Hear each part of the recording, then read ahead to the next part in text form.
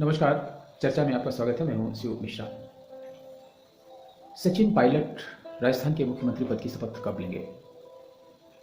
यह प्रश्न उनके समर्थकों को तो बहुत दिन से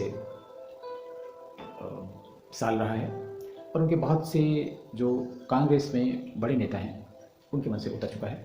लेकिन फिर भी सचिन पायलट ने अभी उम्मीद नहीं छोड़ी है और कहावत है, जब तक सांस तब तक आस।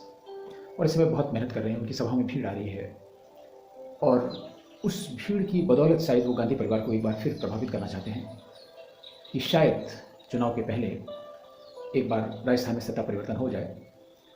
और पिछली बार भाजपा की तर्ज पर कांग्रेस ने ऐसा किया भी था, जब गुजरात में भाजपा ने मुख्यमंत्री और सभी मंत्रियों को बदल दिया बिना किसी विरोध के, बिना किसी, तो उनको लगा कि शायद उनको भी ऐसा करना चाहिए, इससे जो पार्टी हाईकमांड है उसकी छवि अच्छी हो जाती है।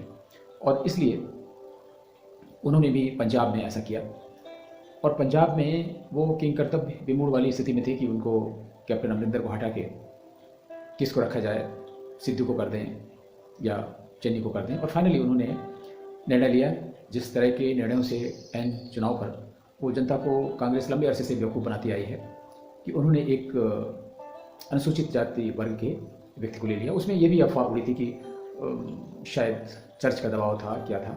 जब चन्नी को मुख्यमंत्री बना दिया गया तो उस कदम से सिद्धू भी नाराज हो गए और कैप्टन अमरिंदर ने तो पार्टी छोड़ दी, बागी हो गए। और इस तरीके से फिर चुनाव में कांग्रेस की लुटिया डूब गई। तो इसलिए कांग्रेस हर कदम को फूंक फूंक कर रखना चाह रही। राहुल गांधी की तो अभी जो भारत यात्रा है उसमें छवि इतनी निखारने की कोशिश की गई है, तो उस बनी बनाई छवि को शायद कोई भी डिस्टर्ब नहीं करना चाहेगा। उनको लगता है कि राहुल गांधी की इतनी अच्छी छवि बन गई है कि अब 2024 में प्रधानमंत्री बन जाएंगे। तो जब प्रधानमंत्री की रेस में खुद ही राहुल गांधी हैं तो फिर मुख्यमंत्री को कौन सोचेगा। और इतने कम दिन बचे हैं राजस्थान के चुनाव के लिए कि उसमें मुख्यमंत्री को बदलना एक बहुत बड़ा खतरा हो सकता है। ये तो कांग्रेस आलाकमान की बात है। और अब आते हैं सचिन पायलट की बात करते हैं। सचिन पायलट में अगर उनकी पर्सनालिटी का विश्लेषण करें तो उनमें साहस की कमी है और राजनीति में बिना साहस के कुछ नहीं होता है। आपने देखा होगा एक लंबा इतिहास है, डरपोक राजनीति में हमेशा भगोड़े साबित हो जाते हैं और हाशिए पर धकेल दिए जाते हैं। और एक और सबसे बड़ी चीज़ है, कांग्रेस और भाजपा में एक बहुत बड़ा अंतर है। कांग्रेस छोड़कर जो भी गया, जिसने समय देखा, मौके का फ़ायदा उठाया, वह बहुत ऊंचा हो गया, बन गया। लेकिन भाजपा छोड़कर जो गया वो कहीं का नहीं रहा। ये दोनों पार्टियों में अंतर है। इसलिए भाजपा छोड़ते समय नेता अक्सर सोचते हैं और कांग्रेस छोड़ने में थोड़ा मुश्किल होती है, लेकिन जब जो भी हिम्मत करके छोड़ते हैं वो बहुत आगे निकल जाते हैं। और इसमें साहस एक बहुत महत्वपूर्ण भूमिका निर्वहन करता है। वैसे तो साहस का ज़िंदगी में बहुत महत्व है, लेकिन राजनीति में मौका और साहस दोनों बहुत ज़रूरी होते हैं। और ख़तरा तो हर काम में है। अगर आपको ज़्यादा फ़ायदा चाहिए तो ज़्यादा ख़तरा लेना पड़ेगा। अगर हाई डिविडेंड चाहिए तो रिस्क लेना पड़ेगा, अन्यथा फिर तो फिक्स डिपॉजिट जैसा फ़ायदा आपको होता रहेगा। सचिन पायलट पिछले विधानसभा चुनाव में कांग्रेस को विजय दिलाने में उनकी बहुत बड़ी भूमिका थी और वो पार्टी अध्यक्ष थे। लेकिन कुछ समझौतों के कारण, अशोक गहलोत के गुजरात चुनाव में भूमिका के कारण, गांधी परिवार से नज़दीकी के कारण, और ये भी हवाला दिया गया कि सचिन पायलट अभी मैच्योर्ड नहीं है, उनकी उम्र कम है, अशोक गहलोत ने मुख्यमंत्री की कुर्सी हड़प ली। कायदे में उसी समय सचिन पायलट को मिलनी चाहिए थी, तो कांग्रेस शायद कुछ नया करती। सचिन पायलट ने संतोष किया उप मुख्यमंत्री पद से और कांग्रेस के अध्यक्ष पद के लिए। लेकिन ये भी कम नहीं होता है कि कोई व्यक्ति कांग्रेस का अध्यक्ष हो और उप मुख्यमंत्री हो, लेकिन फिर भी मुख्यमंत्री बनने की लालसा तो नेता की होती है, क्योंकि कांग्रेस में कोई भी आदमी प्रधानमंत्री बनने के सपने तो नहीं देख सकता है जब तक गांधी परिवार का अंतिम व्यक्ति शेष है। इसलिए जो भी कोई हो, कितना भी कद्दावर नेता हो, वो मुख्यमंत्री से आगे की नहीं सोच सकता है, और या फिर अगर केंद्र में जाएगा तो कैबिनेट मंत्री के रूप में। मनमोहन सिंह, पीवी नरसिम्हा राव को अगर आप उदाहरण के तौर पर छोड़ दें, और वैसे भी मनमोहन सिंह तो कोई भी नहीं बनना चाहेगा। मुख्यमंत्री तक तो जो कैरियर डेवलपमेंट की स्कीम है कांग्रेस में, वो काम करती है। सचिन पायलट भी मुख्यमंत्री बनना चाह रहे थे और इसमें कोई भी बुराई नहीं थी, बिल्कुल डिजर्विंग कैंडिडेट थे। और उनके और अशोक गहलोत के बीच में जब मतभेद इतने बढ़ गए और अशोक गहलोत उनको बहुत नीचा दिखाने की कोशिश करने लगे, बड़ा इनसबॉर्डिनेशन करने लगे, तो उन्होंने विद्रोह कर दिया। और इस विद्रोह के कारण वो जाकर हरियाणा के एक होटल में ठहरे, कुछ विधायक उनके साथ में थे। और गांधी परिवार में राहुल और प्रियंका से बहुत दिनों तक तो बात नहीं हो पाई, लेकिन अंदर खाने से प्रियंका ने उनको आश्वासन दिया कि आप वापस चले जाइए, अभी इस विद्रोह को संभालना होगा और इसके बाद आपको मुख्यमंत्री की कुर्सी सौंप दी जाएगी। सचिन पायलट ने उन पर भरोसा किया। सचिन पायलट ने गांधी परिवार पर भरोसा किया, लेकिन भाजपा या और जो दल थे, जो निर्दलीय थे, जिन्होंने उनको भरोसा दिया था और जिन्हें उन्होंने भरोसा दिया था सचिन पायलट ने, उनका भरोसा टूट गया। गांधी परिवार पर भरोसा करके सचिन पायलट जयपुर वापस चले गए और इस तरीके से जो उनका मान मनोबल का सिलसिला था और जो चीज़ें थी वो ख़त्म हो गई। और इसके बाद स्थिति में ये परिवर्तन हुआ।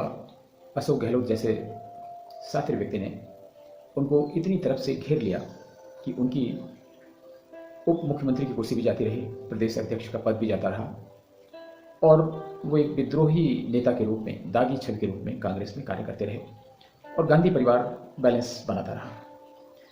और सचिन पायलट की महत्वाकांक्षा तब परवान चढ़ गई, उनकी आशाएं बिल्कुल प्रतिफल होने वाली थी जब अशोक गहलोत को कांग्रेस अध्यक्ष के लिए चुना गया।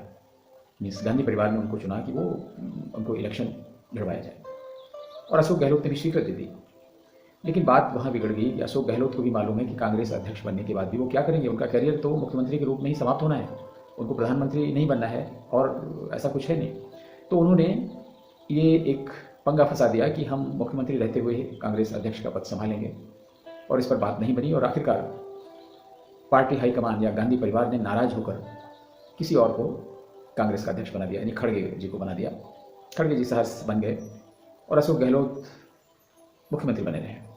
उस समय भी चर्चाएं हुई कि अब मुख्यमंत्री की कुर्सी जाती है तब जाती है और सचिन पायलट मनी मन खुश होते रहे। लेकिन अशोक गहलोत जैसे व्यक्ति ने, जिसने गांधी परिवार को भी संभाल रखा है या ब्लैकमेल कर रखा है कि अगर उनको हटाया गया तो बहुत गड़बड़ी होगी और गांधी परिवार हमेशा बैकफुट पर आ जाता है।